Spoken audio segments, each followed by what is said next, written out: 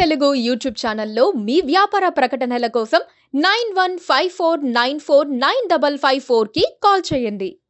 Hello everyone, welcome to KTV Telugu.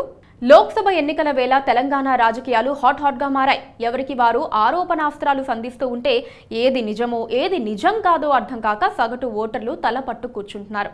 ప్రతి party మిగతా రెండు పార్టీలు మిలాఖత్ అయిపోయాయని ఆరోపిస్తూ ఉంటే ఏది నిజమో తెలియటం లేదని ఓటర్లు అంటున్నారు. తాజాగా చేసిన ఆరోపణల్లో కూడా ఏదో మతలబు ఉందని పించక మానదు. ఎందుకంటే కేటీఆర్, రేవంత్ చేసిన వ్యాఖ్యలు మామూలువి కాదు కదా.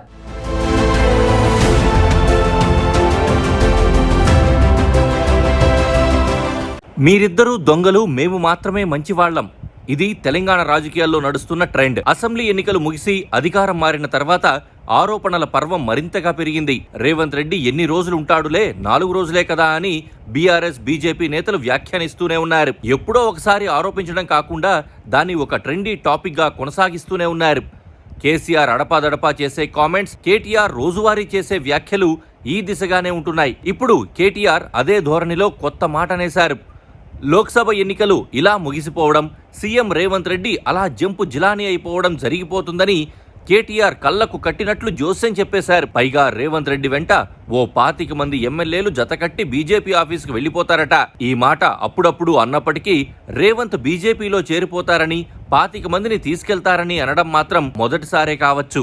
దీనికి రేవంత్ ఇస్తున్న కౌంటర్ కూడా గట్టిగానే ఉంది. కేసీఆర్ కు పుత్రికా వాత్సల్యం ఎక్కువైపోయిందని ఆయన ఆరోపిస్తున్నారు. కవిత బెయిల్ కోసం ఆయన బీజేపీ దగ్గర సుపారీ తీసుకున్నారని, దాని ప్రకారం 5 నియోజకవర్గాల్లో వీక్ క్యాండిడేట్లను నిలబెట్టి కమలం పార్టీని గెలిపించేందుకు సిద్ధమయ్యారని రేవంత్ కొత్త థియరీ తెరమీదకి తీసుకొచ్చారు.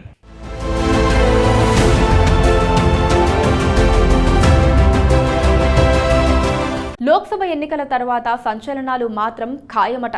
ఈ మాట అన్నదెవరో కాదు, సాక్షాత్తు బీజేపీ నిజామాబాద్ ఎంపీ ధర్మపురి అరవింద్ ఈ మాట అనేశారు. అంటే తెలంగాణ రాజకీయాల్లో ఏదో జరగబోతోందన్నది ఆయన ఇస్తున్న సందేశం కూడా కావచ్చు.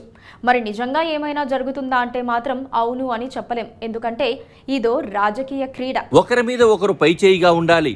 ప్రతిదాడి చేసేందుకు అవకాశం లేకుండా గట్టిగా కొట్టాలి.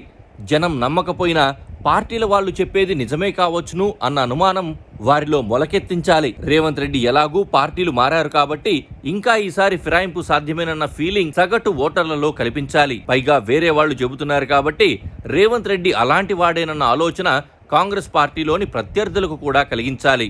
కాంగ్రెస్ పార్టీలో గ్రూపు తగాదాలు పెంచేందుకు కూడా ఈ స్టేట్మెంట్ ఉపయోగపడాలి. ఇక కాంగ్రెస్ పార్టీతో పాటు రేవంత్ రెడ్డి కూడా 2 ఆకులేమీ తక్కువ తినలేదు కదా.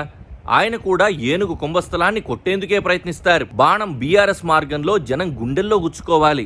అప్పుడే వాళ్ళు ఆ స్టేట్మెంట్స్ ను విశ్వసిస్తారు. ఇదంతా నిజం కాకపోవచ్చునన్న అనుమానం కూడా జనంలో రాకూడదు. రేవంత్ బీజేపీకి వెళ్లటం అంత ఈజీ కాదు. గతంలో లాగా కాంగ్రెస్ పార్టీలో ముఖ్యమంత్రులు మారటం లేదు. రేవంత్ పట్ల రాహుల్ గాంధీకి పూర్తి విశ్వాసమూ ఉంది. అలాగే కేసీఆర్ ఫ్యామిలీ పట్ల ప్రధాని మోదీకి కానీ బీజేపీకి కానీ ఎలాంటి సాఫ్ట్ కార్నర్ లేదు. అయినా సరే రాజకీయాల్లో గాసిప్స్, మైండ్ గేమ్స్ కి ఓటర్లు పడిపోతారు. ఆ సంగతి తెలుసు కాబట్టే పార్టీలు ఏదైనా మాట్లాడేస్తున్నాయి.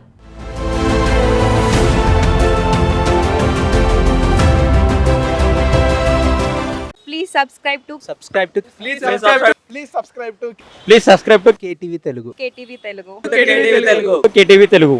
KTV Telugu. KTV Telugu channel.